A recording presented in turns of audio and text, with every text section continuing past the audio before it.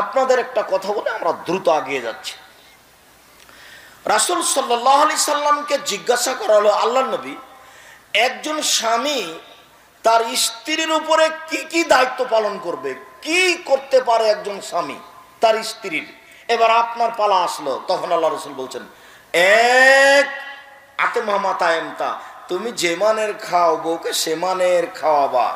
দুই ফাকসুহামাত্তা সাইতা, তুমি যে মানের কাপড় পরো বউকে সে মানের পরাবা। তিন অলা তুকাব্বে, বউকে কটু কথা বলো না, বলেও কোনোদিন স্ত্রীকে গালি দিবেন না, অমুকের বাচ্চা অমুকের বেটি অমুক, মুখ খুলবেন না। এই ছেলে, তোমার স্বভাব পরিবর্তনের জন্য এসেছে, আল্লাহ তোমার স্বভাবকে পরিবর্তন করুক। বেটার দিন রাত তো স্ত্রীকে গালি দাও কেন, তোমার মুখ খারাপ কেন অত? মেয়ে রাস্তায় পড়ে আছে, মেয়ে মানুষ অনেক দামি। কিছু বোকা মহিলার কারণে আজকে মেয়েদের অবস্থা এই। মেয়ে অনেক দামি জিনিস, পৃথিবীতে এমন কোনো জিনিস নাই যেখানে শান্তি তৃপ্তি হতে পারে নারী ছাড়া। পৃথিবী এমন কোনো বিছানা নাই সেই বিছানায় শুয়ে শান্তি পেতে পারে মানুষ স্ত্রী ছাড়া। পৃথিবীতে এমন কোনো খাদ্য নাই যে খাদ্য খেয়ে মানুষ শান্তি তৃপ্তি পেতে পারে স্ত্রী ছাড়া। পৃথিবীতে এমন কোনো ব্যবস্থাপনা নেই যেখানে মানুষ শান্তি তৃপ্তি পেতে পারে স্ত্রী ছাড়া। স্ত্রী হচ্ছে পৃথিবীতে আল্লাহর পক্ষ থেকে দেওয়া শান্তি তৃপ্তির ব্যতিক্রম জিনিস।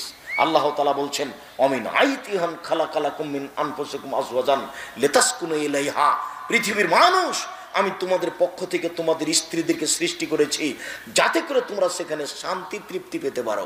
ও হলো শান্তির বস্তু, ও হচ্ছে তৃপ্তির বস্তু, ও হচ্ছে আনন্দের বস্তু, সর্ব ধরনের কল্যাণের সুবিধার বস্তু ও।